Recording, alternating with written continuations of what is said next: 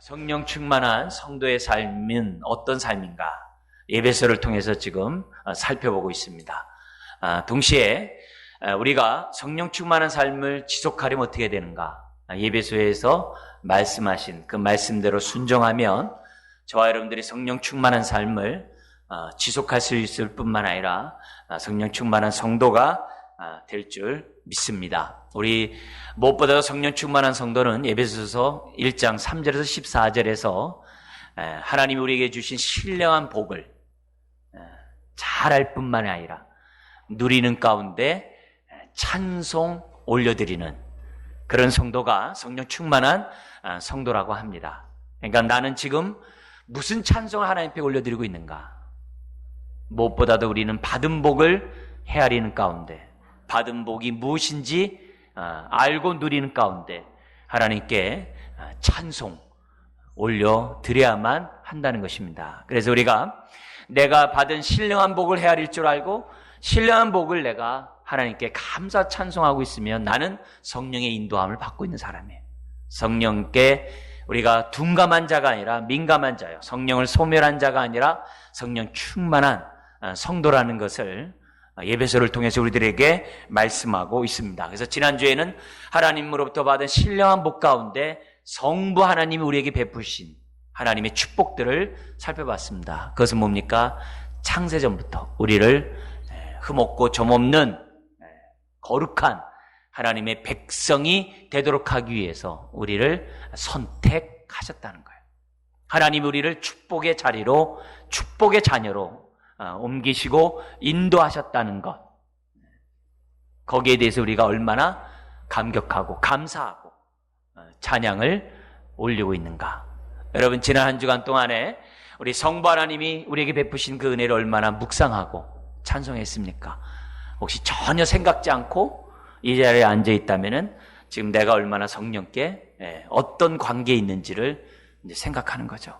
내 삶이 얼마나 하나님의 뜻 가운데 영광 찬송 올려드리고 있는지, 그렇지 못한지를 오늘 이 시간에 좀 생각해 보면서 하나님 받은 복을 헤아리게 해 주십시오. 받은 은혜를 망각하지 않고 누리고 하나님께 영광 돌리게 해 주옵소서. 우리 기도하는 이 시간 되기를 주의 이름 축원드립니다. 오늘 동시에 성자 하나님 안에서, 예수님 안에서 우리가 받은 축복이 무엇인지, 물론 이런 축복을 주시는 주체가 성부 하나님이에요. 성부 하나님이 예수님을 통하여 우리에게 어떤 축복을 주시는가? 오늘 7절에서부터 12절까지 말씀을 보겠습니다만 한 가지로 우리가 서로 물 흐르듯이 서로 연결되어 있는 말씀이지만 무엇보다 우리들이 좀 기억하기 쉽게 하기 위해서 세 가지로 나눠서 예수 안에서 우리에게 주신 그 복들을 살펴보고 복을 누림으로 하나님께 감사 찬양하는 저와 여러분 되시기를 주의 이름으로 축원드립니다. 첫 번째, 예수 그리스도 안에서 우리에게 주시는 하나님의 축복이 무엇인가? 첫 번째는 속량, 곧 죄사함을 받은 복입니다. 7절 같이 한번 읽어볼까요? 우리는 그리스도 안에서 그의 은혜의 풍성함을 따라 그의 피로 말미암아 속량, 곧 죄사함을 받았느니라. 이 속량이란 말은 값을 주고 사다 이 말이에요. 죄의 종으로서 살다가 죄의 종으로서 고통받고 또 하나님의 심판과 멸망 가운데 살아갈 수밖에 없던 죄의 종들을 값을 주고 예수 그리스도의 핏값을 지불함으로 우리를 위하여 대신 십자가에서 죽게 하심으로 그 종에 대한 핏값을, 죄값을 다 지불하고 자유인, 자유자가, 해방자가 되게 하셨다. 이게 속량입니다. 이게 바로 죄사함입니다. 그래서 죄사함에서 가장 중요한 것이 뭐예요? 종에서 자유함을 얻은 것. 그것이 죄사함에 있어서 무엇보다도 중요하다는 거예요. 문제는 이것입니다. 내가 죄악 가운데 있다는 것, 죄의 종 가운데 살고 있다는 그것이 얼마나 고통스러운지, 얼마나 무서운, 얼마나 슬프고 괴로운 삶인지 모른다는 데 있습니다. 내가 죄 아래에 팔려있고 내가 죄의 종 가운데 참으로 허무하고 여러모로 낙심과 두려움과 고통 가운데 살고 있는 그 모습이 얼마나 비참하고 처참하고 안타깝다는 사실을 잘 모른다는 데 문제가 있습니다. 더구나 이 모르는 가운데 주님이 우리 죄를 위해서 대신 죽으셨어. 그 말을 들으니 감흥이 없는 거예요. 감동이 없는 거예요. 죄가 얼마나 무서운지, 죄의 종에 팔려 사는 것이 얼마나 고통스러운지 잘 모르고 살기 때문에 그냥 지나가요. 그냥 예수님이 십자가에서 우리 죄를 죽으셨대, 그렇대, 할렐루야, 그냥 끝이에요.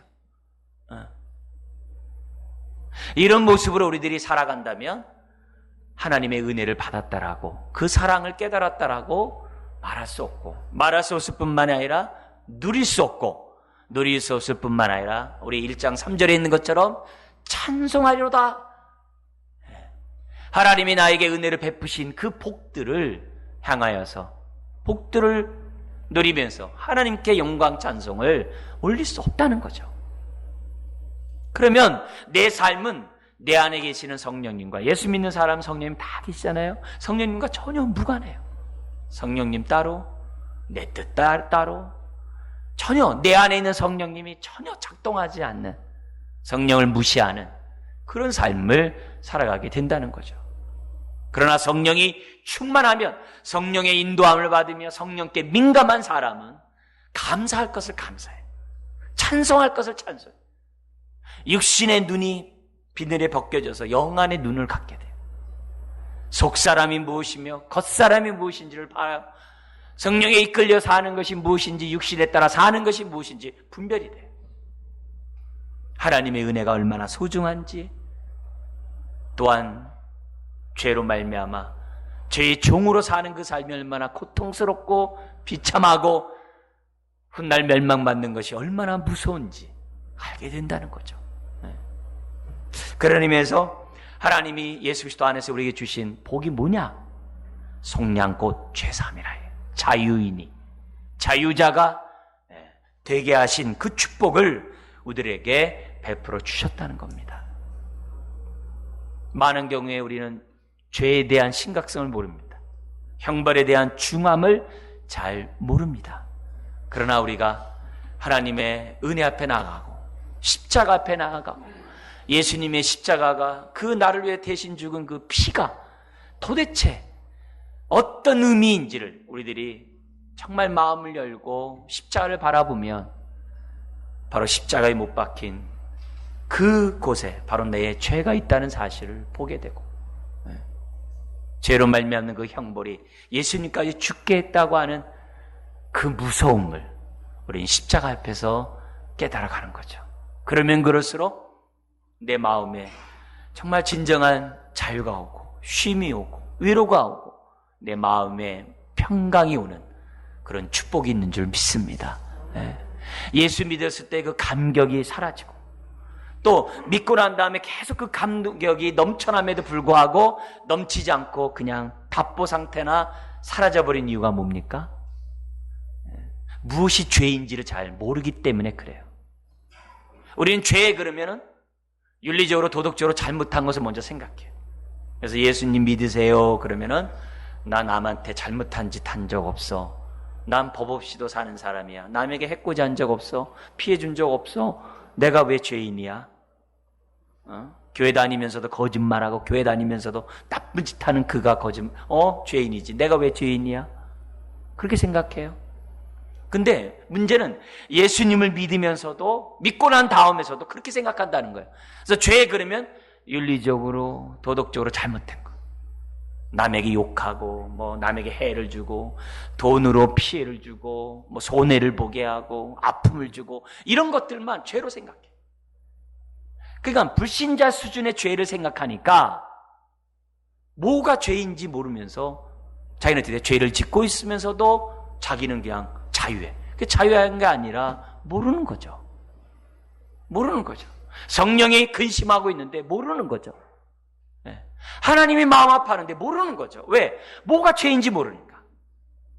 여러분, 우리가 죄를 항상 생각할 때마다 윤리적이고 도덕적인 것을 생각하기보다는 아담이 어떤 죄를 범했길래 정말 인류가 하나님의 심판과 멸망 가운데 있는지를 생각해야 돼요. 여러분, 아담이 윤리적으로 도덕적으로 어떤 우리가 흔히 아는 죄를 범했습니까? 아담이 남의 돈을 떼어먹었습니까? 아담이 남에게 욕했습니까? 남을 저주했습니까? 아담이 못된 짓 했습니까? 아담이 뭐 했겠습니까? 우리가 생각하는 죄를 범했습니까? 아닙니다.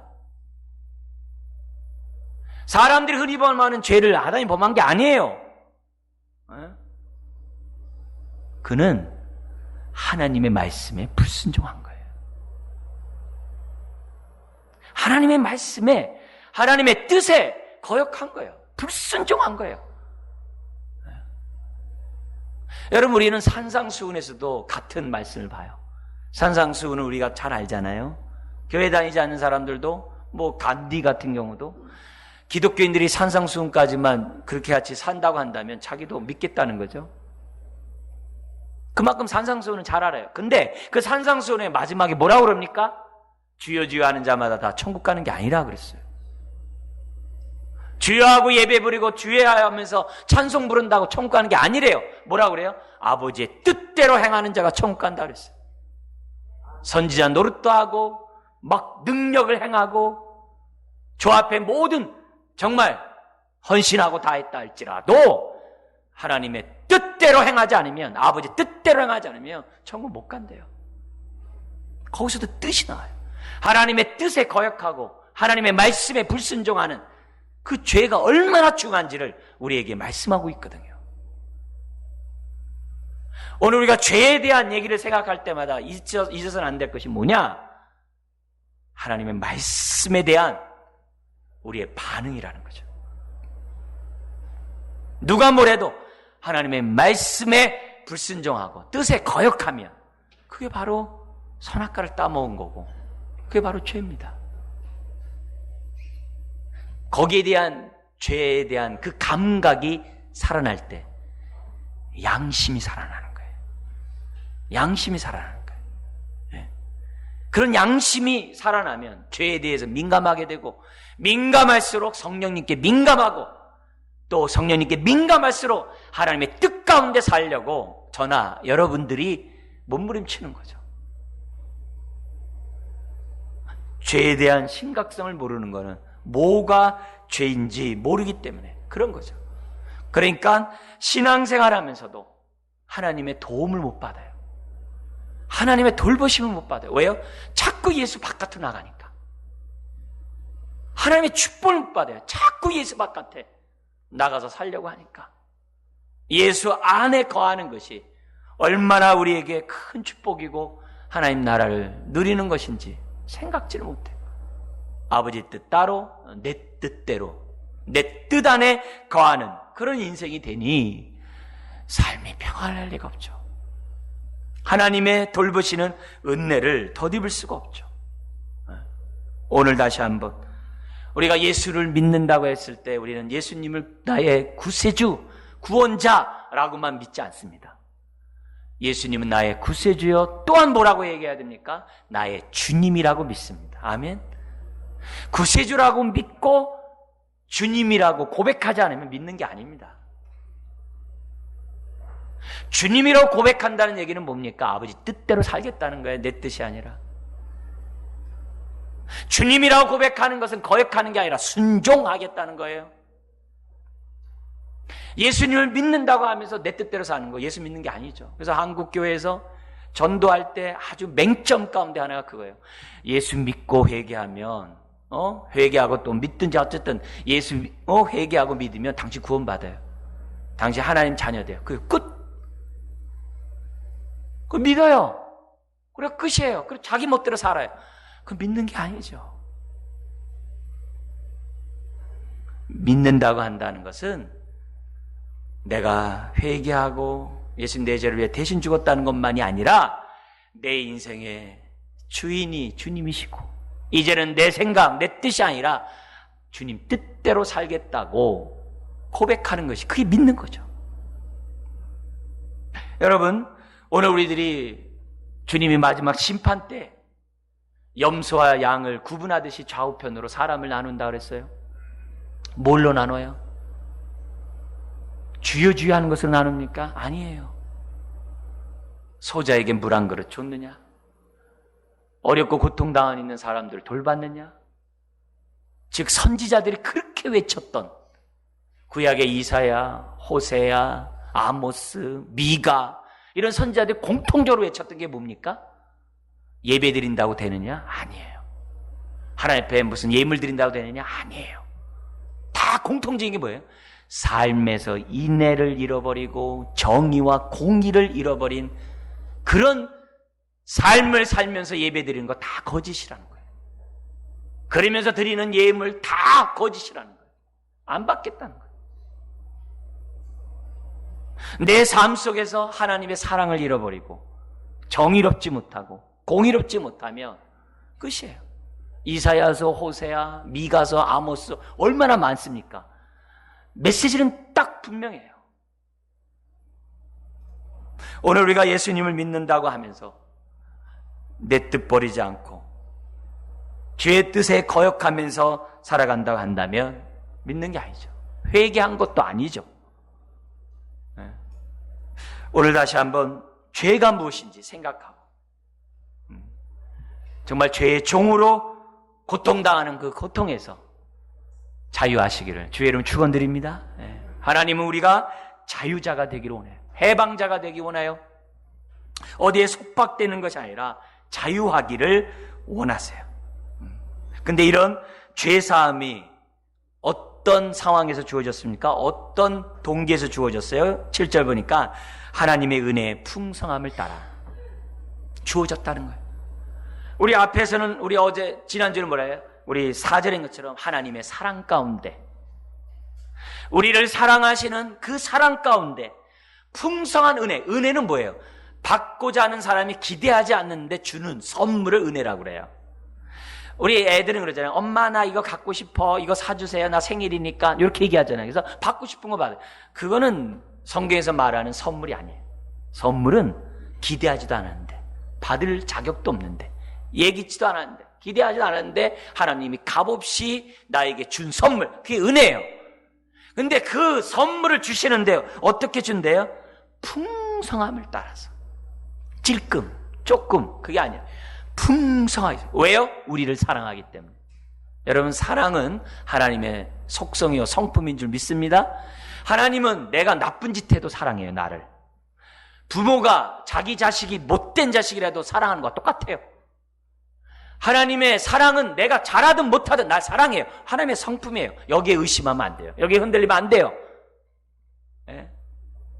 내가 무슨 짓을 해도 하나님 나 사랑해요. 왜? 내 아버지시니까. 아버지시니까 사랑해요. 근데 믿기 전에도 사랑한대요. 창세전부터 우리를 사랑하신다고 그래요. 사랑하세요. 물론 기뻐하신다라는 말은 달라요. 우리가 하나님 뜻대로 살 때 기뻐하지만 뜻대로 살지 않을 때 기뻐하지 않으시겠죠. 그러나 사랑은 변함이 없어요. 근데 그 사랑이 얼마나 큰지 은혜를 드려 풍성하게 베풀어 주세요.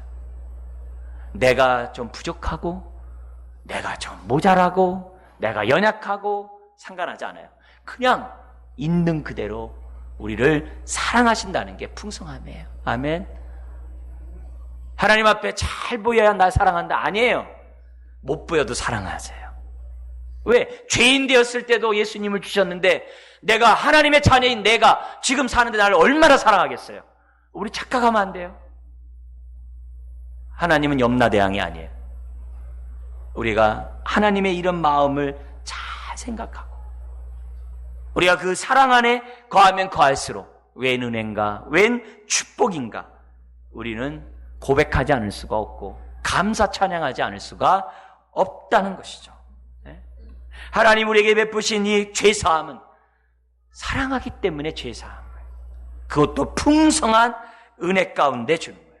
여러분, 부모는 자식이 잘못했을 때 자식이 용서를 구할 때 어떻게 돼요? 마지못해 용서할 때가 많아요. 또 부모 마음이 안 들어도 그냥 그래 겉으로 내 용서하마.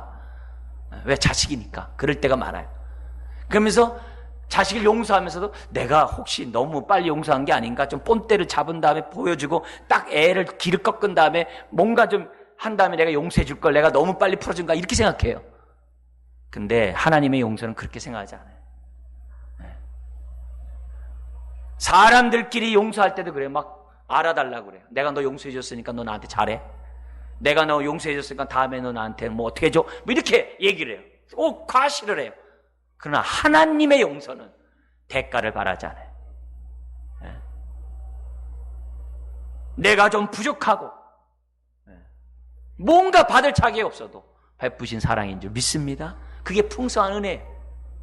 다음이 없는 하나님의 은혜예요. 그래서 우리가 십자가 앞에서 이것을 깨달으니 얼마나 감사해요. 웬 은혜인가? 웬 감사한가? 하나님 앞에 찬양을 올려드릴 수밖에 없어요. 더구나 우리에게 이런 풍성한 은혜 가운데 우리를 죄사하는 이런 우리 아버지의 마음이 어떻게 돼요? 마지못해가 아니라 9절에 보면 기뻐하시는 뜻 가운데 행하신다 했어요. 기뻐하세요. 그래서 성경에 보면 뭐냐면 우리 하나님은 용서하기를 즐겨하시는 분이다 이렇게 하셨어요. 막 용서하고 싶어서 기다리고 있는 거예요. 안달하고 있는 거예요. 심지어 가인이 죄를 범하고 하나님 앞에서 정말 어떻게 됐습니까? 꾸지람을 듣고 또 어떻게 보면 가인이 그 마음에 막 그냥 막 살기가 등등하고 막 그런 가인이라 할지라도 우리 하나님 뭐라 그래요? 가인아, 너 흥분하지 말고 다시 나에게 제사를 드리렴. 우리 하나님이 가인에게조차도 은혜를 베푸시는 그런 하나님이세요. 뭘 하든지 간에 즐겨 하시는 우리 하나님이라는 거예요. 그래서 우리가 무엇보다도 예수 그리스도 안에서 나는 얼마나 자유인인가. 특별히 죄로부터 죄책감이나 죄로부터의 두려움이나 죄로부터의 형벌이나 지옥의 무서움이나 그 모든 죄로부터 오는 모든 고통에서 형벌에서 내가 얼마나 자유한가. 우리 온전히 깨달아야 될 줄 믿습니다. 이걸 깨달은 자가 찬송하리로다. 나에게 신령한 복을 주신 주님께 감사합니다 라고 찬양할 수 있어요. 자, 근데 하나님의 이런 풍성한 은혜는 단지 죄사함 받는 것으로 끝나는 게 아니라 그 다음으로 넘어가요. 사실 그 다음 때문에 하나님 우리를 죄사해 줬어요. 죄사함은 첫 단추를 끼는 것과 똑같아요. 대문을 여는 것과 똑같아요. 그 안에 안방이 있어요. 더 큰 축복이 있어요. 하나님은 죄사함으로 끝나는 게 아니라 그 은혜의 풍성함은 더 흘러 넘치고 더 넘쳐 흘러서 어떤 축복까지 주시느냐. 10절의 축복을 주세요. 10절 한번 읽어볼까요? 하늘에 있는 것이나 땅에 있는 것이 다 그리스도 안에서 뭐가 돼요? 통일되게 하려 하십니다. 우리 같이 남북 통일을 바라는 저와 여러분들의 이런 단어 보면 굉장히 마음이 뜨겁죠? 근데 그 통일은 다음번이고 여기 말한 이 통일은 다시 머리를 세우다 이 말이에요. 이 단어 자체가 머리를 다시 세운다는 거예요. 그러니까 다시 말하면 그 머리에게 우리가 뭐예요? 복종하다 이 말이죠. 그럼 누구 머리를 다시 세웁니까? 예수님의 머리를 다시 세우는 거예요. 그게 어디 나와요? 22절에 나옵니다. 22절 읽어볼까요? 또 만물을 그의 발 아래 복종하게 하시고 그를 만물 위의 교회에 뭐로 삼았다고요? 머리로 삼다는 얘기는 뭐예요? 그분의 통치, 다스림, 인도, 그분의 뜻대로 순종하겠다는 것이 머리입니다. 그러니까 예수님을 다시 머리로 세우겠다는 말은 무슨 말이에요? 예수님을 다시 나의 주님으로 섬기겠다는 겁니다. 주님을 섬기겠다는 거예요. 근데 주님으로 섬기는 것으로 끝나는 게 아니라 이게 뭐예요? 이 통일이 그리스도의 몸, 한 몸을 하나 되게 한다는 단어예요. 그게 통일이에요. 그래서 하나님은 하늘에 있는 것이나 땅에 있는 모든 것이 예수 안에서 하나가 되는 것, 예수 안에서 한 가족이 되는 것, 예수 안에서 한 몸이 되는 것, 예수 안에서 한 교회가 되는 것을 하나님 뭐 했다는 거예요? 만세전부터 작정하시고 죄사함을 받은 하나님의 자녀들을 모으고 또 모으고 또 모아서 뭘 만들었다는 거예요? 교회를 만들었다는 거예요. 그래서 교회는 뭐예요? 구속의 꽃이에요. 저와 여러분들은 뭡니까? 죄사함 받음으로 교회 한 구성원이 되게 하셨다, 이 말이에요. 그 말을 복합적으로 얘기해서 통일되게 하려 하심이라 라고 성경은 기록하고 있고, 그 통일됨이 어떤 것인지 앞으로 에베소서 끝까지 하나하나 설명하고 있어요. 하나 되는 거, 한 몸 되는 거, 한 가족 되는 거. 여러분, 하나님이 우리를 죄사하는 것으로 끝나는 게 아니라 자녀 삼으시고 하나님의 가족, 권속의 한 구성원이 되도록 저와 여러분들을 죄사하셨고 자녀 삼으셨고 가족이 되게 하셨다는 겁니다. 할렐루야. 그것이 뭐예요? 통일이에요. 그래서 예수 안에서 유대인과 이방인이 통일되고, 죄인과 종이 통일되고, 남자와 여자가 통일되는 거, 남북이 통일되고 동서가 통일되는 거, 그 하나 되는 거, 그것이 바로 풍성한 은혜 가운데 주신 두 번째 축복이라는 거예요. 그러니까 얼마나 감사한 그런 표현입니까? 그러므로 우리가 정말 오늘 우리가 이처럼 예배를 드리면서 감사할 수 있어야 돼요. 예배에서 1장 10절이 성취됐네? 오늘 이 자리에 교회가 있네? 내가 죄사함 받는 것으로 끝나는 게 아니라 교회 한 구성원으로 부르셔서 함께 예배하네? 한 하나님 앞에 아버지라고 부르게 하네? 한 예수님을 주라고 고백하게 하네? 이게 다 뭐예요? 하나님의 풍성한 은혜로 말미암아 받은 축복들이에요. 그래서 교회를 볼 때마다 감사하지 않을 수가 없어요. 지체를 볼 때마다 감사하지 않을 수가 없어요. 왜요? 저 사람과 내가 동일한 주를 섬기고 있고 동일한 한 가족이니 하나님 앞에 감사하지 않을 수가 없다는 거예요. 그래서 교회를 볼 때마다 영광 돌리죠. 우리들을 하나로 불러주시니 얼마나 감사해요. 여러분, 이것을 깨달으시기를 주의 이름 축원드립니다. 근데 이 지혜는 아무나 깨닫는 게 아니에요. 하나님이 주셔야지만이 깨달아요. 특별히 어떤 은혜를 주셔야 돼요? 8절 9절의 은혜를 주셔야 돼요. 우리 한번 같이 읽어볼까요? 이는 그가 모든 지혜와 총명을 우리에게 넘치게 하사 그 뜻의 비밀을 우리에게 알리신 것이요 그의 기뻐하심을 따라 그리스도 안에서 때가 찬 경륜을 위하여 예정한 것이니. 요게 이제 3장에서 아주 자세히 나옵니다. 요 듣기절이 3장에 자세히 나오는데 핵심은 그거예요. 하나님의 그 뜻의 비밀이 뭐예요? 우리를 한 교회를 삼으시는 거. 그래서 하나님은 교회를 통하여 열방에 하나님을 증거하고 열방이 하나님의 구원의 사랑을 받기를 원하세요. 그래서 교회를 세우셨어요. 교회를 통해 그 일을 하세요. 근데 그것이 뭐예요? 하나님의 계획이었어요. 만세전부터. 그게 비밀이었어요. 근데 그 비밀을 하나님이 바울과 같은 사람들에게 지혜와 총명을 넘치게 주심으로 깨달았다는 거예요. 여러분, 내가 죄사함 받는 것으로 끝나는 게 아니라 이처럼 교회를 세우는 이것이 하나님의 뜻이었다는 사실을 깨닫는 것, 이게 하나님의 비밀이고 경륜이고 하나님의 뜻이었다라고 한다면 이 뜻을 깨닫는 것이 얼마나 감사해요. 감사하죠? 네? 여러분, 대통령이 지금 세월호 전국과 지금 막 남북 간에 여러 가지 고통 이런 게 참 많아요. 많은데 지금 대통령이 무슨 구상을 갖고 있는지 잘 몰라요. 근데 여러분을 딱 불러가지고 내 생각이 이겁니다 하면서 국가의 비밀을 여러분이 얘기하면 어떻게 돼요? 얼마나 여러분을 귀하게 대한 겁니까? 여러분을 얼마나 존귀하게 대하고 얼마나 소중하게 여기는 대상입니까? 더구나 하나님의 대통령의 그 뜻을 공유한다면 내 신분이 어떤 사람이겠어요? 하물며 하나님의 비밀을 공유하고 교회를 통하여 하나님이 이 땅에 하나님의 살아계심을 선포하고자 하는 그 뜻을 우리들이 공유한다면 우리가 얼마나 존귀한 자인지를 우리에게 보여주는 거 아니겠습니까? 그래서 내가 그것을 깨달은 것에 대해서, 나를 그렇게 대우한 것에 대해서, 성령님을 통하여 하나님이 이런 지혜와 총명을 주셔서 깨닫게 한 것에 대해서 감사하지 않을 수가 없는 거죠. 하나님의 뜻을 알았다는 자체가 너무 감사하죠. 에? 하나님의 뜻을 알다니. 그리고 내가 이처럼 그 뜻 안에서 지금 교회 생활을 하고 있다니. 그리고 우리 교회가 하나님의 뜻을 위해서 지금 헌신하고 있다니, 내가 거기에 한 일원이 되었다니 얼마나 감사해. 여러분, 예배를 드릴 때마다 받은 복을 하나님께 영광 돌리시기 바랍니다. 예배를 드릴 때마다 하나님의 뜻 가운데 이 일이 이루어졌다는 사실을 확신하시고 영광 찬송을 올려드려야만 한다는 거죠. 무엇보다도 우리가 한 그리스도의 몸을 세워나감으로 영광 돌려야 돼. 입술로 하나님 주여 주여 찬양 찬양, 그게 중요하지 않아요. 우리가 한 몸을 이루는 게 중요해요. 한 교회를 이루는 것이 중요해요. 왜요?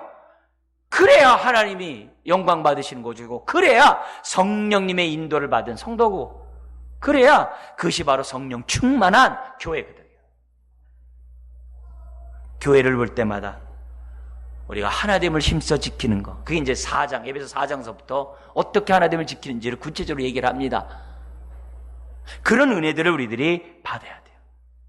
동시에 이 통일이라는 이 단어 속에 뭐가 있냐면 회복이 들어가 있어요. 모든 게 회복된다. 그래서 계시록 21장 5절에 예수님이 마지막 하신 말씀이 그거잖아요. 보라, 내가 만물을 새롭게 하노라. 만물을 새롭게 하는 게 뭐예요? 이게 다 회복이거든요. 그게 통일이에요. 우리가 온전히 하나님의 형상으로 회복되는 것뿐만 아니라 유대인과 이방인이 상극이거든요. 팔레스틴의 이스라엘과 팔레스틴 사람들이 하나 되는 거. 그런 일이 예수 안에서 이루어진다는 거예요. 예수 안에서 회복이 이루어지는 거예요. 이 땅의 슬픔이 사라지고 사망이 사라지고 질병이 사라지고 모든 것이 회복되는 그 날이 온다는 게 통일이에요. 근데 그것을 맛보는 것이 지금 예수 안에서 맛보는 거예요. 그게 믿음이에요. 오늘 우리가 훗날에 이루어질 이 축복들을 저나 여러분들이 누림으로 하나님께 영광 돌리는 자녀 되시기를 주의 이름으로 축원드립니다. 세 번째, 하나님의 풍성한 그 은혜는 죄사함을 넘어 자녀 삼음을 넘어 하나님의 가족이 되게 하는 것, 그것을 또 넘어 어디까지 흘러가느냐? 11절까지 흘러가요. 세 번째 축복이 뭡니까? 읽어볼까요? 모든 일을 그의 뜻의 결정대로 일하시는 이의 계획을 따라 우리가 예정을 입어 그 안에서 뭐가 됐다고 그래요? 기업이 되었다. 이 기업이란 단어와 14절의 기업이란 단어는 다른 단어예요. 우린 같은 단어 썼지만 다른 단어예요. 여기 앞에 11절에 나와 있는 이 기업은 어떤 단어냐면 제비 뽑다라는 단어에서 왔어요. 이 단어는 제비 뽑다는. 근데 왜 제비 뽑았냐? 하나님의 모든 것을 상속으로 주려고 제비를 뽑았다, 이게. 그래서 다른 번역본에서 뭘로 바꿨냐면은 상속자로 번역을 했어요. 자녀는 하나님의 유산을 받죠. 근데 우리 부모 육신의 유산을 받는 것도 감사한데 하늘 아버지의 유산을 받아요. 얼마나 감사한 일이에요. 그래서 이 상속의 축복을 받으니 뭐 할 수밖에 없는 거예요? 감사 찬양할 수밖에 없는 거죠. 우리가 왜 신앙생활 열심히 해야 됩니까? 우리가 왜 적당히 믿지 않고 성령 충만해야 됩니까? 누려야죠. 누려야죠. 하나님의 자녀로서 누리는 상속이 성경에 기록된 것만 해도 100가지가 넘어요. 근데 누리질 않아요. 왜? 관심이 없으니까. 성령의 이끌림을 받지 않으니까. 은혜를 잘 모르니까. 신앙생활 대충 하니까. 내 마음 내 뜻대로 사니까 그냥 다 사장되어 있어요. 그러나 우리 하나님의 풍성한 은혜는 우리가 상속자가 되는 거예요. 이 땅의 자녀로서의 축복을 누리고 이 땅에서 만배의 축복을 누리며 우리들이 천국의 삶을 살아가는 것이 하나님이 우리를 자녀 삼으시고 교회의 한 구성으로 부르신 목적인 줄 믿습니다. 여러분, 상속자이기 때문에 하나님이 어떻게 다루시겠어요? 거기 4절에 1장 4절인 것처럼 사랑으로 다루세요. 그러니까 이걸 갖다가 구약에서는 어떤 그림을 썼냐면은 포도원을 돌보시는 하나님으로 표현했어요. 농부이신 하나님이 포도원을 지극정성으로 돌보고 가꾸는 극상품의 포도 열매를 맺도록 돌보시는 모습으로 묘사되어 있어요. 여러분, 하나님은 자신의 기업을 잘 가꾸십니다. 저와 여러분들이 영광스러운 열매 맺는 복된 인생으로 다듬으세요. 찬송 돌리는 존재로 빚어가세요. 로마서 8장에서 뭐라고 얘기해서 이 얘기를 하나님의 형상으로 화하도록 빚어가신다 했어요. 여러분, 하나님 우리에게 베푸신 이 축복은 단순히 구원받고 하나님의 교회 안 구성되는 게 아니에요. 우리의 인생이 영광스러운 하나님의 찬송 돌리는 자녀로 우리의 인생을 빚어가시는 거예요. 이게 상속자가 누리는 축복이에요. 예수님이 그랬어요. 내가 가난케 되면 너희를 부욕케 하기 위함이라 그랬어요. 그 부유함, 내가 양으로 생명을 얻게 할 뿐만 아니라 더 풍성하게 하기 위하여 이 땅에 오셨다 했어요. 그 풍성함, 그걸 우리가 누리기 위해서 열심히 신앙생활 해야 돼요. 우리가 성령 충만하고자 해야 돼요. 하나님의 말씀을 더욱더 알고자 해야 돼요. 하나님은 우리를 기업으로 삼으신 이사 우리를 돌보세요. 우리를 다듬어 가세요. 하나님의 복된 형상을 따라 변화가도록 축복하세요. 그러니 우리가 이것을 깨달은 우리의 삶이 어떻게 돼요? 상속자답게 살죠. 하나님의 뜻에 내 인생 맡기죠. 영광스러운 삶을 살고자 하나님이 계획하셨다면 그런 삶을 살도록 내 인생에 던지겠죠. 그래서 메시지라는 성경책이 있어요. 최근에 번역된 성경책인데 그 메시지에는 이 기업이 되었다는 이 단어를 이 11절 갖다 이렇게 번역을 했어요. 그 의미를 잘 이해하시기 바라는데요. 뭐라고 번역을 했냐면 주님 안에서 삶의 방향성이 딱 결정되어진다는 그 단어로 이렇게 번역을 했습니다. 그리스도 안에서 우리는 내가 누구이며, 그러니까 내가 그리스도 안에서 내가 누구인지를 안다는 거예요. 뿐만 아니라 무엇을 위하여 사는지 알게 되었습니다. 이렇게 번역을 했어요. 그리고 또 뭐냐면 우리가 그리스도에 대하여 처음 듣고 소망을 품기 훨씬 전에, 내가 이제 이렇게 살아야 되겠다 이렇게 하기 전에, 창세전에 벌써 하나님은 우리를 눈여겨보시고 만세전부터 예정하신 거죠. 눈여겨보시고 우리로 하여금 영광스러운 삶을 살도록 계획하셨습니다. 여러분, 하나님이 우리로 하여금 영광스러운 삶을 살도록 계획하셨다면 우리는 어떻게 거기에 걸맞는 삶을 살아야죠. 요 얘기를 2장 10절에는 이렇게 풀었어요. 2장 10절 에베소서 한번 읽어볼까요? 우리는 그가 만드신 바라 그리스도 예수 안에서 선한 일을 위하여 지으심을 받은 자니 이 일은 하나님이 전에 예비하사 우리로 그 가운데서 행하게 하려 하심이라. 아멘. 그러니까 선한 삶을 살아가도록 하나님의 뜻대로 사는 게 선한 삶이에요. 우리의 삶을 축복하셨다 이 말이에요. 여러분, 하나님의 그 은혜가 죄사함을 받은 자녀로 끝나는 게 아니라 교회 한 가족, 하나님의 교회 한 구성원으로 입양하셨을 뿐만 아니라 더 나아가서는 하나님의 모든 재산을 다 우리에게 유업으로 주는 상속자가 되게 하셨다고 하니 이 얼마나 풍성해요. 이 은혜를 우리들이 알고 누려야죠. 입술로 주여 주여 하는 게 찬양 아니에요. 누리는 삶이 찬양이에요. 이런 축복을 누리지 못하면서 하나님 영광 받으세요? 우리 하나님 슬퍼하세요. 이런 영광 누리지 못하면서 내가 하나님 주를 위해 살겠습니다, 천만에요. 우리 하나님 그런 헌신 안 받으세요. 괴로워하세요. 우리가 행복하게 살고 기쁘게 살고 복되게 살고 정말 평안한 삶을 사는 삶을 하나님이 되게 기뻐하세요.